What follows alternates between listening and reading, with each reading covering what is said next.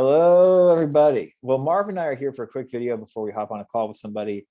Um, just wanted to make a quick video talking about the stories that we tell ourselves and then tell our family and friends about relationships, and specifically the relationship we have with ourselves and that we have with our partner or the partner that we want to have.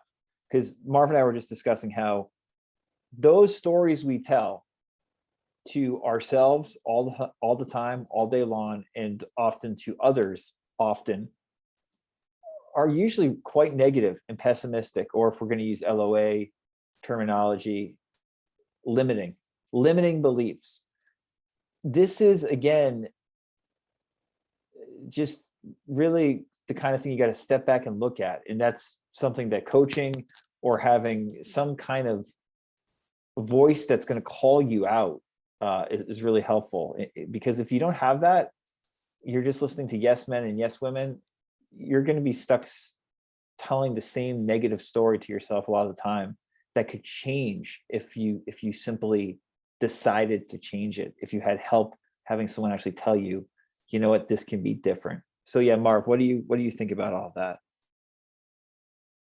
I just think that so many people are used to telling the old story, as we say in the community.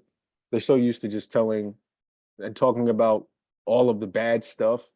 Our reticular activated systems are always focused on the red flags. So many people nowadays, when they meet people or start talking to somebody new, or even somebody old that comes back in, they're constantly focused on, somebody could do the slightest thing and it could come off as a red flag. Oh, that's a red flag, red flag, red flag. And if you're constantly looking for the red flag, focus on the red flag, that's all you're going to see, literally. And so the question is, like Tim stated, how do you view, what story are you telling yourself? What story are you telling yourself about men? What story are you telling yourself about women? You know, what story, if you are, for somebody, for instance, a high income earner, if you're a high income earner, what story are you telling yourself about the women that you meet? What story are you telling yourself about the men that you meet? A lot of times high income earners, they have a very difficult time meeting people because of their minds. Like Neville says, there's no one to change but self. And so you haven't changed yourself. You haven't changed your internal state. So your mind is immediately, when you meet somebody, you're telling yourself, this person's a leech, this person's a leech, this person's a leech. They want me for my money. They want me for my money. And that turns into the affirmation, even though that's not true, most likely. Now, it can be true depending on the state that you're in, depending on how you see, like we're talking about, how you view men, how you view women.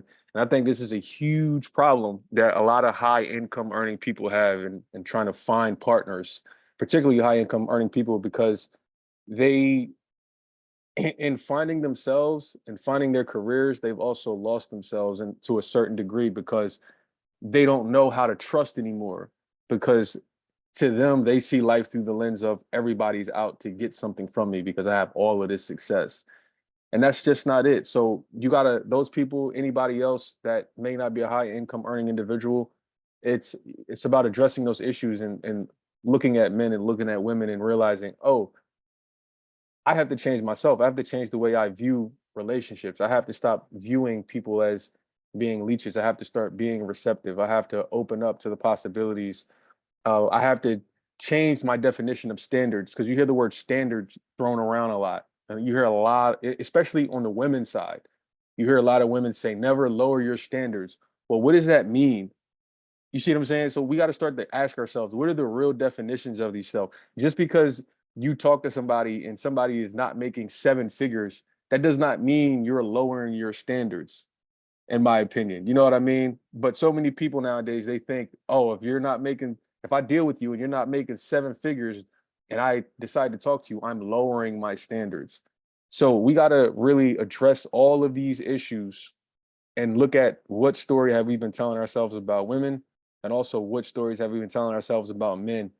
And that really has nothing to do with technique stuff. It's about changing yourself, like I said, alluded to, Neville said. So Yeah, I mean, I think what also happens too is people often have trauma.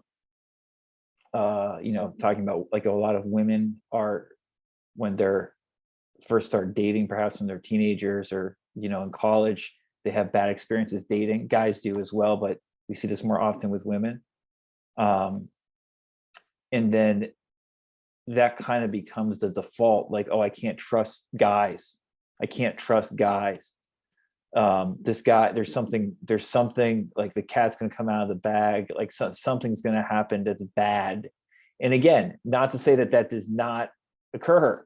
It absolutely can. But what we've been seeing with a lot of female clients is stuff that happened to you when you were like 12, 15, 18, 21 is now affecting you in the same way, and you're 35, 40 years old. And it's because you're still seeing potential romantic male partners as that abuser or as that bad boyfriend that you had when you were 20. And that's totally that's how to shoot yourself in the foot. And then you talk to other people about it. And again, this is not just women at all, and guys often have awful dating experiences, and then they have a bad dating experience when they're in high school or they're in college, and then they're 30, they're 35, and they're worried they're going to repeat that with a woman who's a great fit for them, and she's the same age and ready, but they self-sabotage because they can't get out of their head shit that happened to them when they were 20 years old or whatever. So we have all of these armaments, like we put up this armor because we're afraid of letting somebody in and of being vulnerable, right? Like Marv, like you were saying, people who have been very successful, they're afraid they let someone in, they're going to be taken advantage of.